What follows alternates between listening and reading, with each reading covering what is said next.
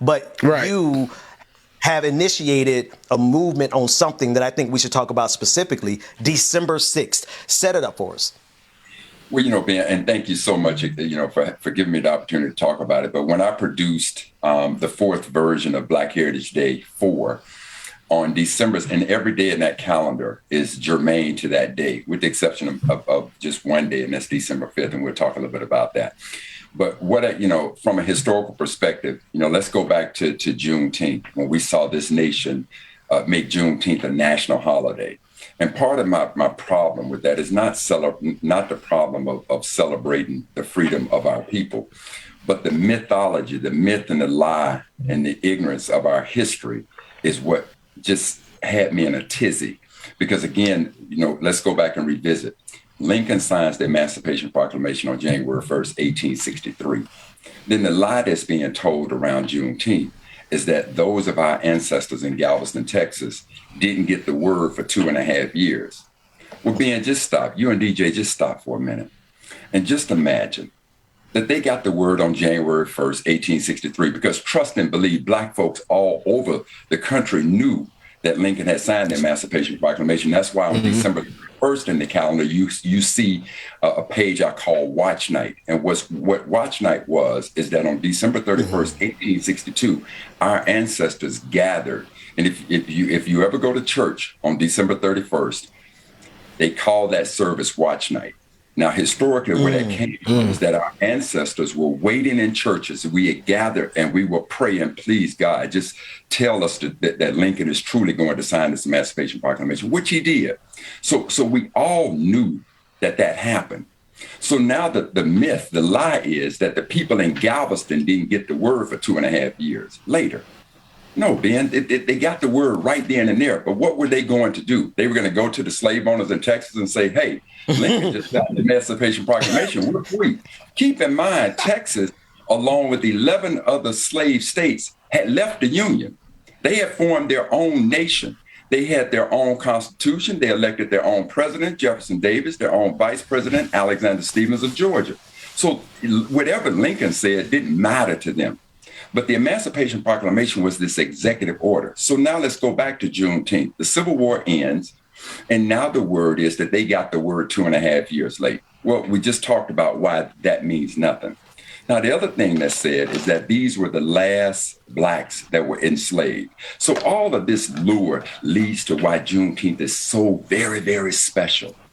When in fact, every day of the Civil War that our ancestors got freedom was a liberation day. Right. But as far as them being the last Blacks enslaved, if you go back to history, there were 4 states that were slave states that never left the Union: Maryland, Missouri, Kentucky, and Delaware. Now, when Virginia seceded from the Union, there were 48 counties in the western part of the state that said, look, we're down with slavery, but we're not for this secession from the Union. So those 48 states applied for statehood, and they became a state. So when West Virginia became the 5th border state, it too was a slave state. So now, before the Civil War ends, 3 of those states, through their state legislation, ends slavery. West Virginia ended slavery, Maryland and Missouri, but Kentucky and Delaware never, ever ended slavery. And they were protected by the Constitution. So Lincoln understood that if we were going to end chattel slavery in this country, it had to be a constitutional amendment.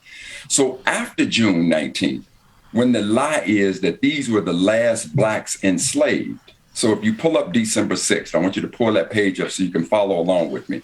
If you pull up December 6th and look at it, you got to remember that Kentucky and Delaware, who never seceded from the Union, who were protected, the institution of slavery was protected. So slavery was still legal after June 19th, 1865, after Juneteenth. And in the state of Delaware, there was maybe 2,000 at best of our ancestors still enslaved. But if Black Lives Matter, those 2,000 lives matter. But in the state of Kentucky, there were over 250,000 Black folks still enslaved after June 19th. So they didn't get a chance. Chattel slavery ended in this country with the passage of the proposal that became the 13th Amendment on December 6th, 1865. Now, after the Civil War, there were 36 states. And according to your civics lesson, you need 3/4 of those states to ratify any proposal in order for it to become an amendment. That's right. Georgia became the 27th state on December 6th, 1865, to ratify the proposal that ended chattel slavery for all in this country. So forever and ever and ever, chattel slavery now became illegal. So in my mind, from a historical perspective, if there's going to be a day where we celebrate Black freedom, freedom for all, it just makes sense to me that it's December 6th. So in the calendar, as you see at the bottom in the calendar, I said, if ever there should be a day to celebrate Black freedom, without question, historically, it should be December 6th. But now, because we're in the midst of the holiday and we're always talking about the spending power of Black folks, and if you go back to 2019, they estimated that the spending power of Black folks in 2019 was about $1.4 trillion. So I'm saying what I've decided to do is that in honor of remembering the end of chattel slavery and freedom for all of us from chattel slavery, I am going to make December 6th an economic day as well. So it's Black freedom and economic day. And on that day, I would not spend one penny with any other culture outside of our community. That's right. On December 6th. That's right. Black freedom. That's right. For the reason we just said, and Black economics. If we want to celebrate that, I mean, you're outspending money anyway. We're always talking about self-help.